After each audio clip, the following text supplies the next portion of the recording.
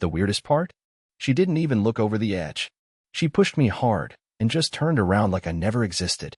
Like 5 years of marriage and a shared mortgage and a backyard garden I mostly kept alive didn't mean a thing. I remember the sound of her boots crunching away on the gravel trail more vividly than the rush of the fall itself. There was no scream, no gasp, no hesitation, just two palms against my back and then absence. It's funny what your brain does mid-air. I didn't see my life flash before my eyes. I didn't think of my parents or childhood or even her. I thought about a receipt. One stupid receipt. It was from a boutique in Claremont, an overpriced little place she swore she hated. I'd found it in the glove box 2 weeks ago. It had a time and date, 2:14 p.m. on a Thursday, when she told me she was at the dentist. The item purchased? Midnight Bloom, XL. She doesn't wear perfume. I kept that receipt. Not because I thought it meant something, but because it felt off. I didn't know how to explain it. Just wrong. Like a wire had been cut somewhere between us, and everything still looked fine, but nothing worked like it used to. I should have said something. I should have asked. But instead, I planned this anniversary getaway. A private cabin. A short hike to a hidden waterfall. The same one from our honeymoon trip, back before I noticed how often she turned her phone face down. She said she wanted to reconnect. That she needed time away with me, no distractions. I was so desperate to believe her, I ignored the fact that she packed 3 phone chargers and 2 separate bottles of dry shampoo. And now here I was, midair, still wondering if Midnight Bloom was for her or someone else. I don't know how I survived the fall. There were jagged rocks. A narrow pool at the bottom. I hit the water flat, maybe lucky, maybe cursed. Everything stung. My shoulder felt detached. Breathing hurt. But I didn't black out. I just floated, face up, watching clouds inch across the sky like they had no idea man had just been erased. By the time I clawed my way to the trail again, hours had passed. My limbs shook. My knees buckled every few steps. I kept hearing her voice in my head from just that morning. No one goes there in the fall. We'll have the whole place to ourselves. She knew what she was doing. I took a long route back, avoiding the main trail. I didn't want her to see me, not yet. I crouched behind the tool shed when I reached the cabin. From there, I had a perfect view of the living room window. She was barefoot, dancing. Literally dancing. There was music playing low, jazzy. A wine glass on the table. Her phone lit up. She answered it with a smile I hadn't seen in months. I recognized the voice on speaker. It was a man, not her brother, not her boss. A man with a soft, smug laugh who called her Brie. I'd never heard anyone call her that. And she giggled. Said, "No, it's done. You won't be a problem anymore." That's when I opened my backpack. Pulled out the box. Small, wooden, hand-stained. No lock. Just a lid that creaked when opened.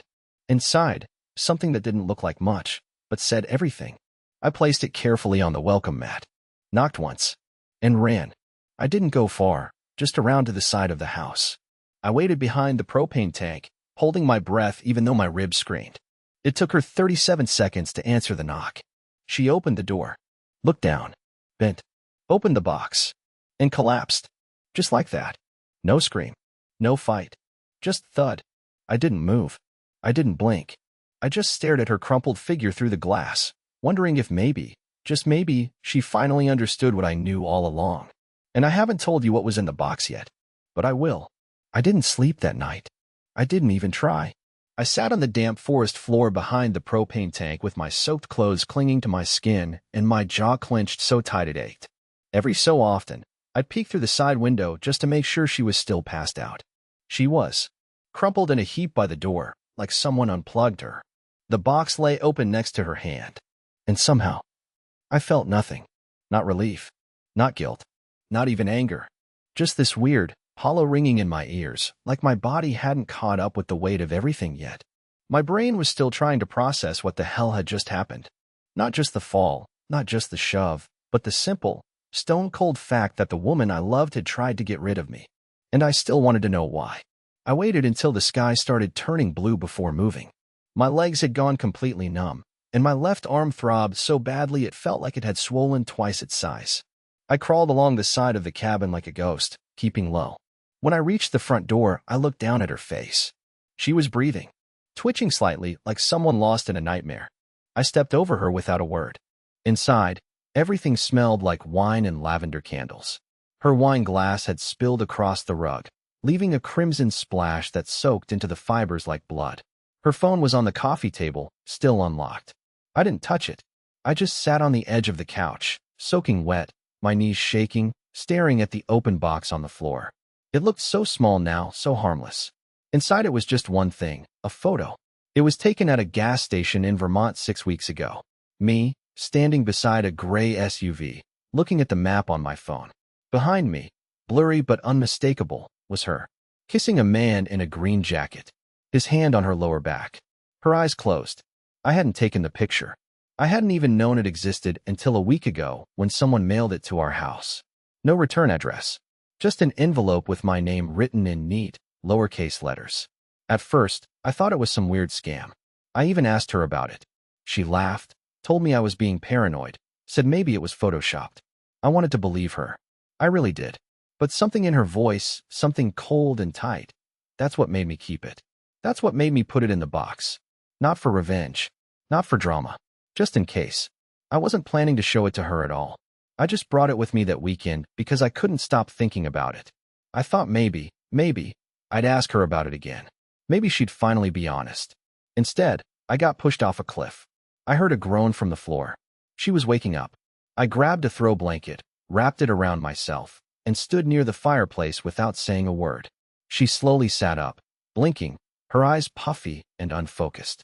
Then she saw me. For a full 5 seconds, she didn't move. Her mouth opened, then closed. She looked at the box, then back at me. And I swear on everything, the first words out of her mouth were, "How are you still here?" Not, "Are you okay?" Not, "What happened?" Not even, "I'm sorry." Just pure, seething shock that I hadn't died. "I hit a rock," I said quietly. Then I climbed back. Took me all night. She stood slowly, rubbing her temples, trying to find her balance. "Marcus, listen." "No," I held up my hand. "You don't get to start this." She stared at me, and I saw something flicker behind her eyes. Not fear. Not even regret. Panic. Real, messy panic. "What did you do with the photo?" she asked. I tilted my head. "What do you mean? That's not the only copy, is it?" I didn't answer. She rushed toward the table and grabbed her phone. Her fingers trembled as she unlocked it and started scrolling. I watched her lips mouth the word no again and again. Her entire body went rigid. She sank into the chair like gravity had betrayed her. "You sent it," she whispered. I said nothing. "You sent it to him." Still nothing. And that's when she began to cry. But not the way someone cries when they're caught doing something wrong. This was different. This was the sound of someone watching the scaffolding of their secret life collapse in slow motion. "You don't understand," she said between sobs. "He said it would be clean. Easy. You weren't supposed to suffer." I turned my back to her then. I didn't want her to see my face twist like that. I didn't want her to know that even after everything, part of me still wished it had been clean. That it could have just ended without me becoming someone else. "You made me the villain," she whispered behind me. You set me up." I turned around. "No," I said quietly. "You did that all on your own."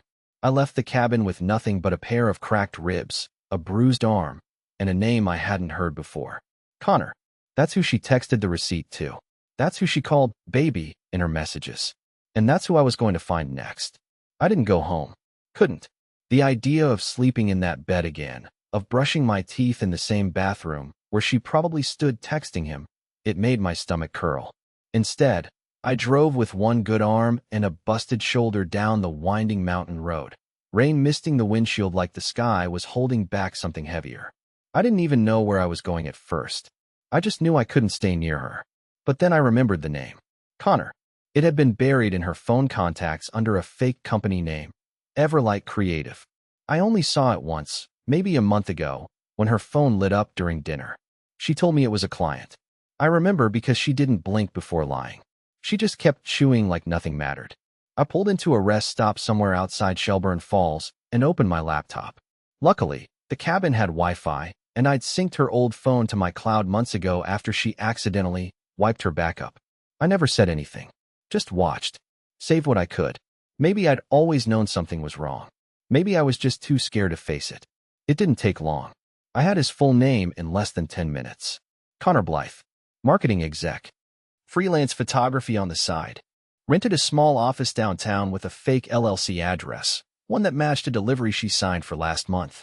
The package was labeled for B, and I thought it was a birthday surprise for me. Of course, I was wrong. I found his portfolio site. Happy couples. Destination weddings. Boudoir shots, even. One of them featured her. Not her face, just her back. Wrapped in sheer fabric, standing by a window, arms above her head. But I knew that pose. I knew the curve of her spine. She once asked me if I thought it made her look strong or soft. Back then, I told her both. I booked an appointment using a fake name. Told him I was looking for engagement photos. He responded in less than 5 minutes, said he had an opening that afternoon. I arrived early and waited across the street, watching the studio window like a coward. He showed up right on time, just as polished as I expected, tall, perfectly trimmed beard, expensive camera slung across his shoulder like a toy. The kind of guy who calls waitresses by their name and gets away with it. I walked in 5 minutes later, and when he saw me, his face twitched. Just once. He knew exactly who I was. Marcus, he said softly. I wasn't expecting. I didn't give my real name. I interrupted. He nodded, hands raised slightly, like I might throw a punch. I didn't. My shoulder still throbbed too much. I just stood there, dripping from the rain, holding my phone in one hand and a flash drive in the other.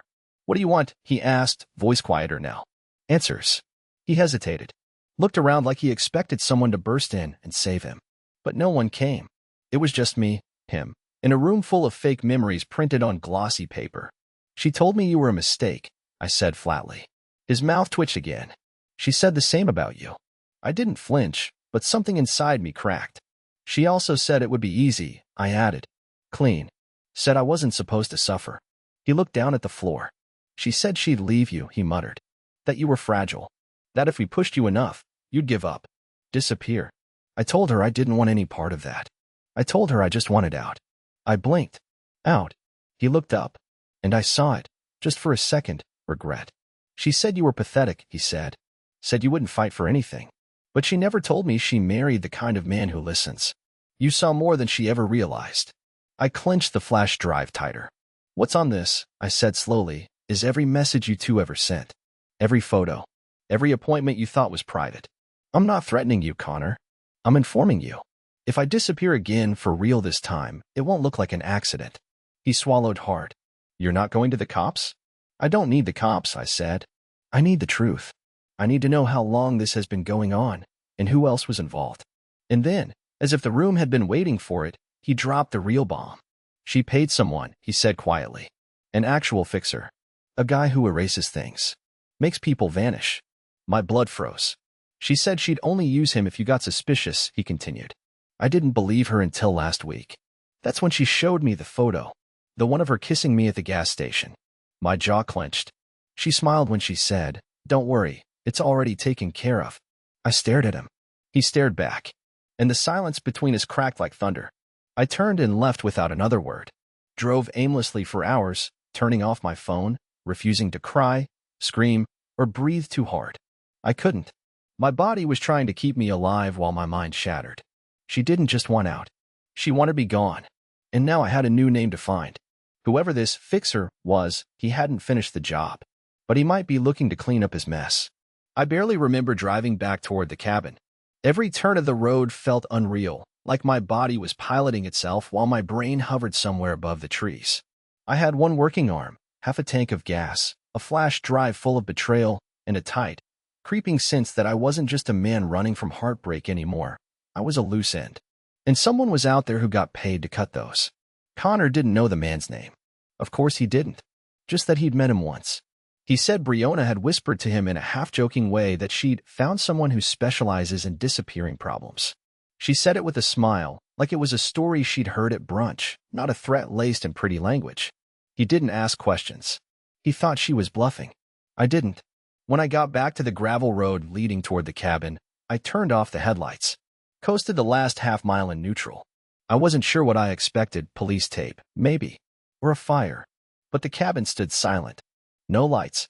No car in the drive. She was gone. I parked 100 yards back, killed the engine, and slipped into the trees, branches scratching at my jacket. I hadn't thought this far ahead. I just knew I couldn't let it go. Something was off. Something bigger than her.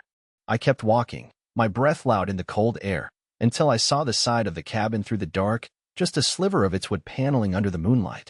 And then, movement. Someone was behind it. Not her. Bigger. Bulkier. Wearing a dark jacket. Hood up. I ducked behind a tree and waited. My ribs were screaming again, and my shoulder had gone from a dull throb to a full-body fire, but I didn't move. I couldn't. He bent over something on the ground. I couldn't see what. He had a small bag open beside him. Tools? A flashlight? I couldn't tell. But what made my stomach drop wasn't the bag. It was his wrist. He reached up to adjust his sleeve, and I saw it. My watch. A scratched silver face with a worn leather strap. It had been a gift from my brother years ago. I hadn't seen it since the fall. I must have lost it when I hit the water. Or, someone took it off me. I stepped on a stick. Just one crack. His head jerked up instantly. I froze. He stood slowly, scanned the trees, then said in a calm, too smooth voice, "You're not supposed to be here." I stepped out. I don't know why. I should have run. I should have called someone. But I walked straight toward him, blood pounding in my ears, ignoring every survival instinct I had left. "Funny," I said hoarsely, "that's exactly what my wife said before she pushed me off a waterfall." He didn't flinch. Didn't ask questions. He just tilted his head and gave me a look I'll never forget. Pity. Not anger. Not fear. Pity. "That wasn't part of the plan," he said. She panicked. She panicked. I laughed, but it came out broken. "You're telling me this like it's an inconvenience." "You were never supposed to see me," he said flatly. I stepped closer. "Then why are you still here?" He was silent. "I wasn't supposed to survive, was I?" I asked. Still nothing. "And now you're here, cleaning up," I added, gesturing to the ground behind him. "What is it? My wallet? A report? Maybe something to toss in the river and pretend I never came back." He finally spoke. "You shouldn't have returned. She made a mess. I don't like messes." "Yeah? Me neither." I took another step forward, hands trembling. "What did she pay you?" He blinked once. "Doesn't matter now. I can match it." "You can't. Try me." He sighed, reached into his coat, and pulled out a phone. Tapped the screen. Showed me a photo. Of me. Lying at the base of the waterfall. Blood down my temple. Eyes half closed. "She sent this to confirm it was done," he said. "She forwarded it to someone else. Insurance." "Who?" He didn't answer. Just pocketed the phone and turned away. That's when I saw what was on the ground. A half-buried metal box. It was mine. One I kept old journals in. He dug it up. "What's in there?" I asked. He shrugged. "Evidence. Trace's DNA. She wanted it all gone." "She gave you my writing?" "Not just yours," he said. And then he walked away into the trees like none of it mattered. Like I hadn't just found out my wife had delivered my entire life to someone like him and told him to erase me. I waited until he was gone. Then I dug the box out. Inside were dozens of pages. Pages she'd taken from my old notebooks. Some receipts. My high school ring. A scarf that still smelled like her shampoo. Everything tiny and personal. Like a burial kit. But one thing didn't belong. A note. Not mine. It was in her handwriting. One line. "If he finds this, tell him I never stopped loving him." But he wasn't supposed to know. I didn't understand. Was it guilt? A game? A backup plan in case I made it? I sat there in the dirt for an hour, trying to figure it out. And when I finally stood, the box in my hand, the flashlight long dead, I saw a second set of footprints I hadn't noticed before. Small. Barefoot. Leading away from the cabin. Into the trees. I followed the trail long after I should have turned around. Every aching step pushed deeper into the woods, my breath misting through clenched teeth, boots sinking into damp moss and leaves. The barefoot prints were unmistakably hers. I recognized the strange arch in the left foot, the slight drag on the right heel. She once said she had a weird gait because of an old cheerleading injury. Funny the things you remember when you're chasing ghosts. I don't know what I thought I'd find. Maybe I believed she had run, fled the cabin in some fit of guilt and confusion, barefoot, desperate to escape what she'd done. But the prints didn't zigzag or stop. They were steady, deliberate. She knew where she was going. And that scared me more than anything. After a mile or so, I stopped trying to make sense of the geography. We were far from any marked trail. No signs. No fences. Just old trees and a silence that hummed too loudly, like the forest had been holding its breath since the night she pushed me. Then, just past a twisted elm that looked half dead, I saw it. A door. Not a building. Not a shed. Just a door. Standing upright. Alone. Weathered wood, stained green near the bottom, with a tarnished brass knob and no frame, no hinges, no structure to hold it. It shouldn't have been there. It defied logic. And yet, her footprint stopped right in front of it. I blinked, stepped closer, touched it. It didn't move. It wasn't an art piece or a prank or a leftover movie prop. It was cold and solid and utterly real. And for a brief second, I felt like it was watching me. I circled around it. Nothing on the other side. Just more forest. Then I saw the symbol. Carved into the center of the wood, just beneath the knob, 3 small triangles arranged in a perfect row. I didn't recognize it, but it stirred something old in the back of my brain. Something uncomfortable. I should have walked away. Anyone else would have. But I didn't. I reached into my coat and pulled out the last thing I had left from the cabin, her note. The one that said, if he finds this, tell him I never stopped loving him. But he wasn't supposed to know. The same triangle symbol was drawn on the back. Now my heart was pounding for different reasons. Not just fear. Not just anger. Something else. Like I was standing on the edge of a cliff again, only this time, I might actually want to jump. I pressed my hand flat against the door. And it opened. No noise. No resistance. It simply drifted inward, revealing a narrow path descending into the earth. Not a staircase. Just a smooth, dirt tunnel lined with old lanterns, real flame lanterns, flickering like someone had just lit them. The air changed instantly. Heavier. Wetter. Like something deep below had been sleeping for a long time, and I just stepped into its dream. I went in. I know how insane that sounds. I wasn't thinking straight. I was grieving and broken and desperate for answers. My wife had tried to kill me, hired someone to finish the job, and now left a breadcrumb trail into the earth itself. Logic didn't apply anymore. The tunnel sloped downward for what felt like an hour. Every few feet, there were markings on the walls, symbols I couldn't read, drawn in red chalk or maybe something worse. Some were geometric. Others looked like eyes. And then the tunnel widened. The space opened into a cavern that had no right to exist in rural Massachusetts. It was massive, hollowed out. At the center sat a stone table, old and cracked, with a ring of candles circling it. And on top of that table was a photo. Our wedding photo. But it had been altered. My face was scratched out. Not blacked out. Scratched. Over and over again, with something sharp and deliberate. Dozens of deep gouges across the paper where my eyes used to be. I stumbled back, knocking into one of the lanterns. It fell, extinguishing instantly, and the rest flickered violently as if reacting. The air pulsed once, I swear it, like the cavern was breathing. Then I heard it. Her voice. Not echoing. Not muffled. It was right behind me. Marcus, she whispered. You weren't supposed to follow this far. I turned around. She was standing at the edge of the light, barefoot, hair damp, eyes wide. You tried to kill me, I said, barely recognizing my own voice. She didn't deny it. Didn't flinch. She just stepped closer and said, I was trying to save you. I laughed. Or tried to. It came out as a choking sound. From what? She glanced at the table, then back at me. From what's coming. From what you were about to remember. I remember everything, I snapped. You lied. You cheated. You paid someone to erase me. No, she said softly. I paid him to stop you. Stop me from what? She opened her mouth, then closed it. And then, behind her, something moved in the dark. A shape. Tall. Wrong. And suddenly, I realized she wasn't alone down here. I didn't move. Couldn't. My legs locked beneath me like they understood what my brain refused to process. Brionna stood there, eyes reflecting the lantern light in a way that made her seem not quite human. Not monstrous. Not possessed. Just wrong in the subtle, stomach-turning way that things are when they don't belong somewhere anymore. She was trembling, but not with fear. With restraint. Like she was holding something back. Behind her, deep in the cavern, the shadow shifted again, gliding across the wall without sound, like it wasn't walking so much as slithering upright. It stayed just out of the candlelight, just beyond clear focus. But I saw the outline. I swear I did. And it looked like me. No. It mirrored me. Same height. Same posture.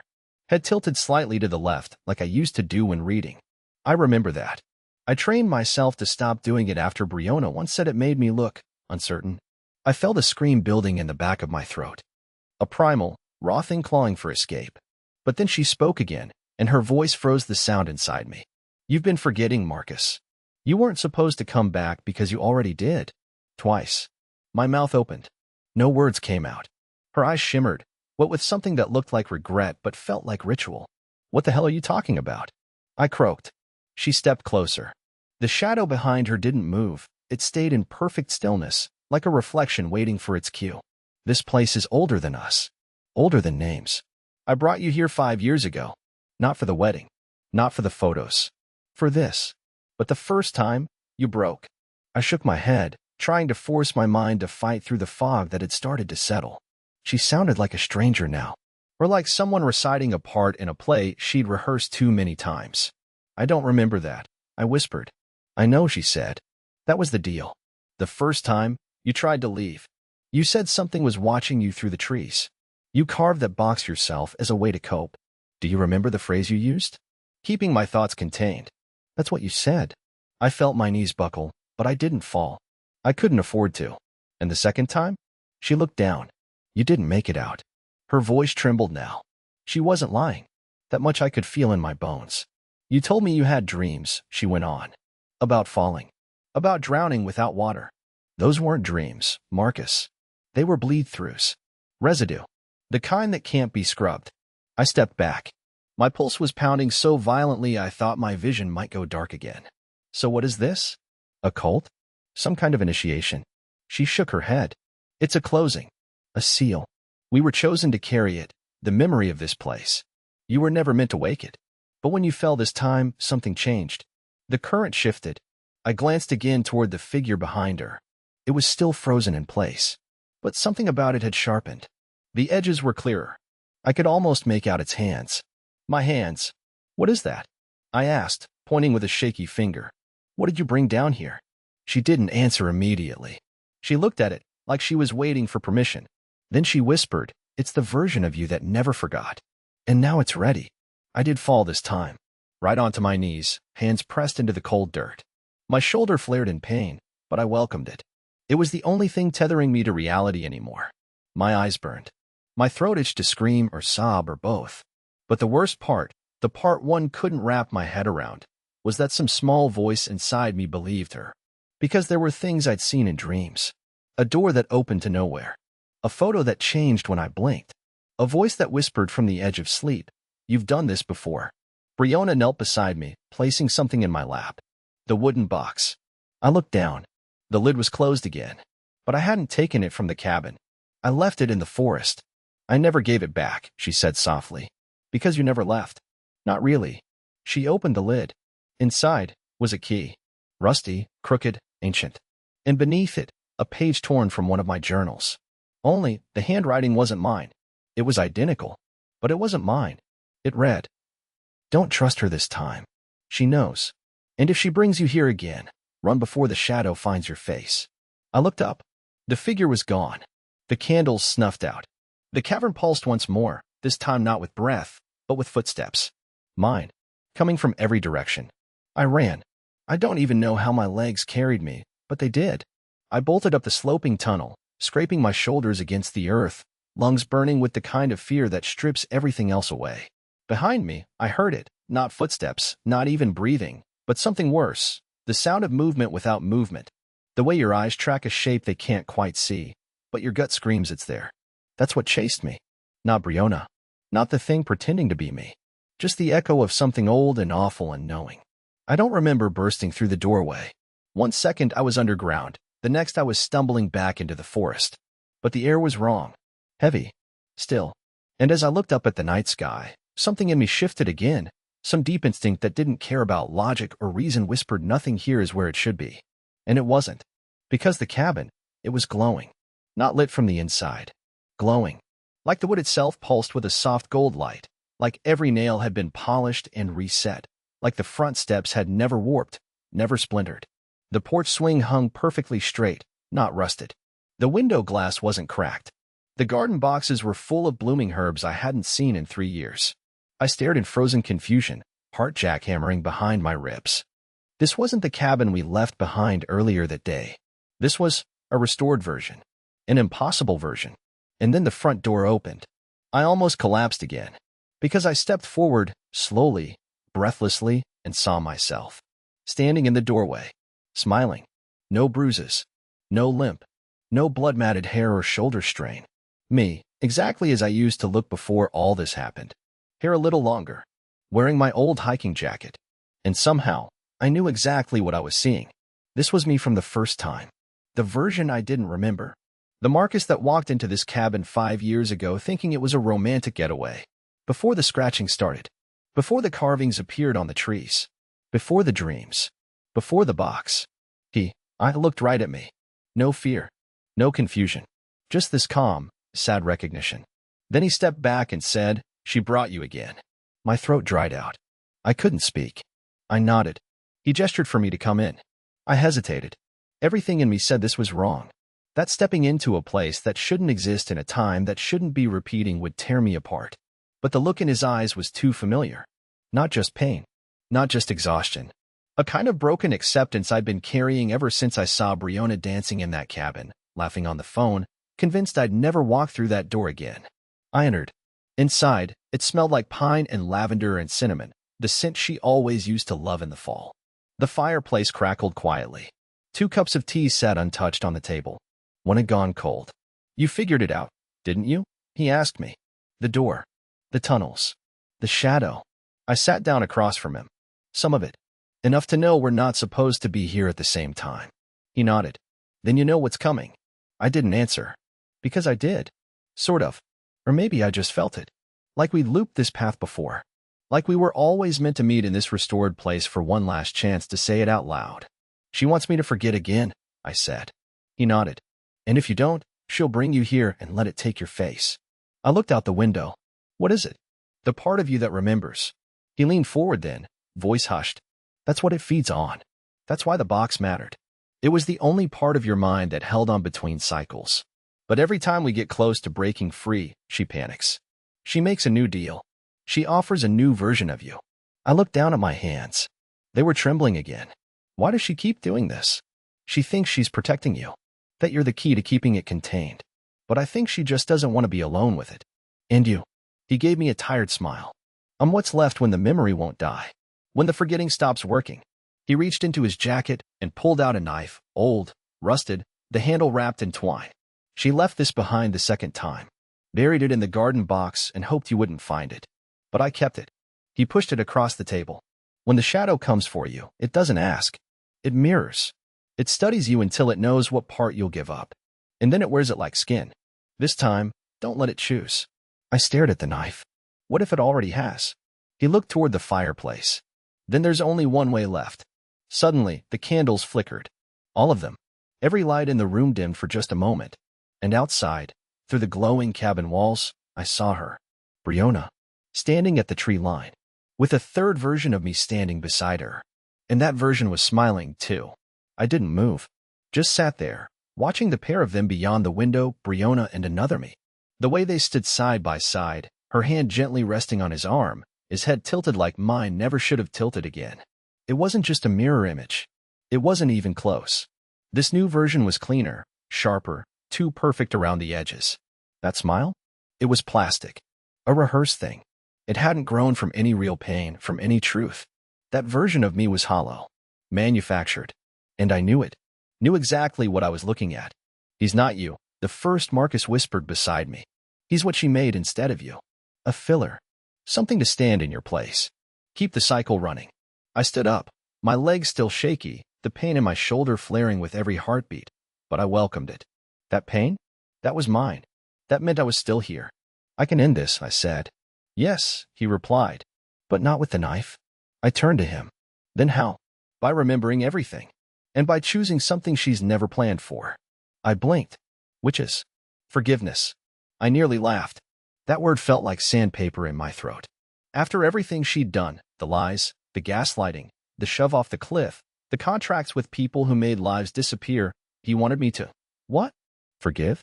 He must have seen it on my face. "Not for her," he said. "For you.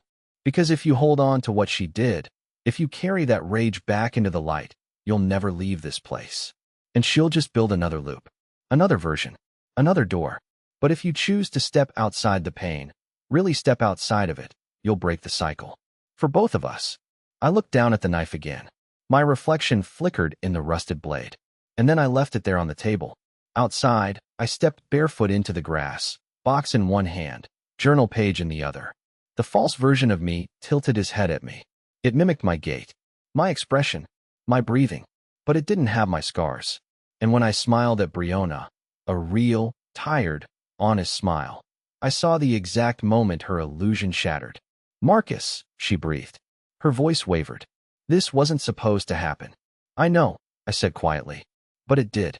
And I survived. And now I remember." She stepped back. Her hand dropped from the fake Marcus's arm. "I thought I was protecting you," she said. That I could fix everything if I just." "You can't fix what you won't face."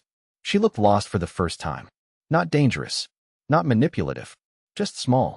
"You don't have to forgive me," she said. "I already did," I replied. "But I'm not coming back. Not to this place. Not to you." Behind her, the fake me began to flicker, literally, like a corrupted projection, losing its grip on this version of reality. Its smile cracked. Its limbs jerked. The more grounded I became, the more it unraveled. Then it let out a sound, a dry hiss, a collapsing sigh, and crumbled into dust. And Brionna screamed. But it wasn't pain. It wasn't anger. It was grief. She dropped to her knees, burying her face in her hands. And I walked away. I didn't look back. The woods parted for me. The path appeared like it had always been there, waiting for the right version of me to find it. I stepped into the morning light, and the door behind me, the one in the trees, the one that had haunted every version of me across time, closed for good. No sound, no echo, no shadow, just sunlight, just breath. I found my car exactly where I left it, somehow untouched by the passage of time. The keys were still in the glove box. I started the engine, wincing at the pain in my shoulder, and let the radio hum something soft and distant. As I pulled back onto the road, the cabin behind me faded in the rear view. Not in a magical way, just in the way things fade when you no longer belong to them. I drove until I saw houses again, until I saw people again, until I remembered what it felt like to exist. And somewhere, hours later, in a roadside diner off Highway 2, I ordered pancakes and coffee with shaking hands. The waitress asked if I was okay. "I think I am," I said, for the first time in a long while. She smiled, poured me a second cup, and walked away. And I sat there, finally free, knowing that version of me, the real me, had chosen to live.